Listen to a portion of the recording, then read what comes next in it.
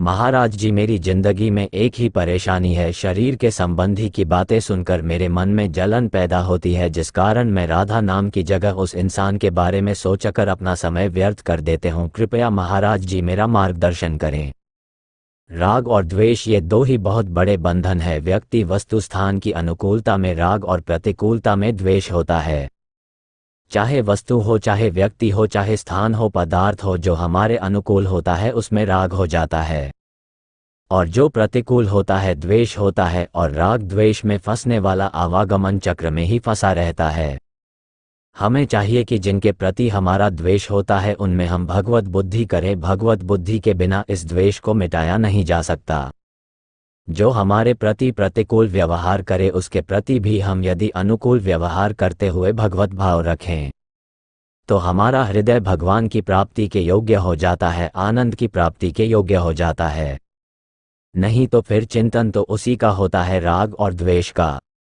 ऐसा नहीं कि केवल प्रतिकूल ही चिंतन होता है, अनुकूलता का चिंतन होता है, राग का चिंतन होता है, प्रतिकूलता का चिंतन होता है, द्वेष का चिंतन होता है, लाभ का, हानि का, मान का, अपमान का, दुख का, सुख का। यही तो द्वंद्व है, और जो द्वंद्व में फंसा हुआ है वो अगला द्वंद्व है। जन्म और मरण, बार बार जन्म बार बार मरण। अगर जन्म मरण रूपी द्वंद्व से मुक्त होना चाहते हो तो राग और द्वेष का त्याग करो। किसी में भी राग नहीं, भगवान के स्वरूप किसी में भी द्वेष नहीं। आजाद शत्रु वही कहलाता है जो भगवान का भक्त होता है, जो भगवान का भक्त होता है। अजात शत्रु, अजात शत्रु जिसका दुश्मन कोई पैदा ही नहीं हुआ, सब में अपने प्रभु को देखना।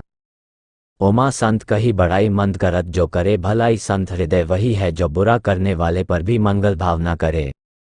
ऐसे हम जलते रहेंगे चिंतन करके द्वेषाकमक। तो भजन की तो बात जाने दो और नकारात्मक सोचे आना, और ऐसे नकारात्मक सोच आएंगी कि भगवान से भी श्रद्धा होने लगेगी। इसलिए सावधान हो जाए, जो हमारा बुरा सोचता है तो उसका बुरा अपने आप हो जाता है। ओमा क्षमा श्राप ते भारी, अपने कर्म जाए अपकारी। हमको उसका मंगल मनाना है जिससे हमारा मंगल हो जाएगा। हमको उसमें भगवत भाव करना है जिससे हमारा हृदय शीतल हो जाएगा, प्रसन्न हो जाएगा। और सच्ची मानिए सब में भगवान है, इसमें कोई अंतर नहीं, तो हम भगवत भाव करें।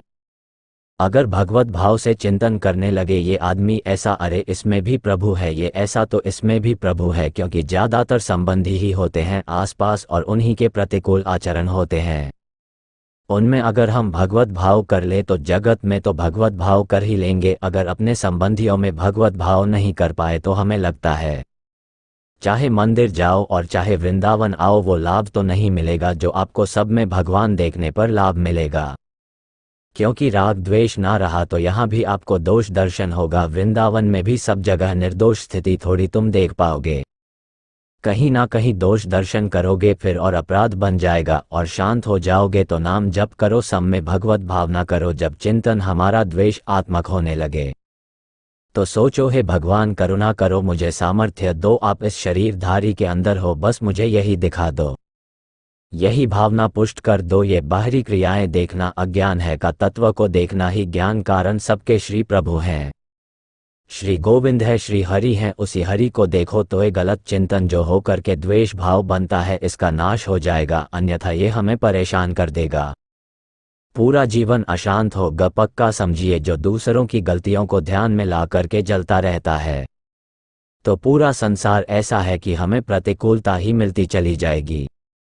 हम कब तक जलेंगे? थोड़ा हमें विवेक धारण करना है, अपने को जलन से बचाना है, क्योंकि हमारा जीवन आनंद के लिए मिला है। और यह आनंद है क्या हम देख देख के जल रहे हैं, सोच सोच के जल, अरे तेरे भावे जो करे भलो बुरो।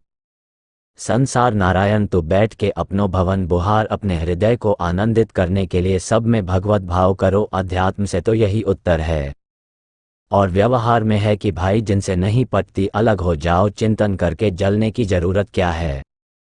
पर अध्यात्म अलग होने की बात नहीं, अध्यात्म कहता है कि विचार से अलग हो जाओ, जो आपके अंदर वो अशुद्ध द्वेषाकमक विचार, उसको त्याग दो, आनंदित हो जाओगे। कोई परेशानी? कबीर दास जी तो कहते हैं, निंदक नियरे राखिए आंगन कोटी छवाई, बिना साबुन बिना पानी निर्मल करे।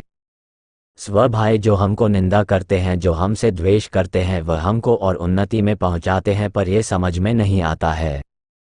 अज्ञान होने का इसलिए हम खुद द्वेष करने लगते हैं और उनकी निंदा करने लगते हैं, तो ऊंचाई की जगह हम नीचाई में पहुंच जाते, हमारा हृदय जलने लगता है। साधु निंदक मित्र हमारा जो हमारी निंदा करता है हमारे सारे पापों को नष्ट कर देता है। तो हमारी बुराई करने वाला, हमसे द्वेष करने वाला, हमारी निंदा करने वाला हमारा बड़ा हितकारी है, और हितकारी के प्रति जलन क्या होती है?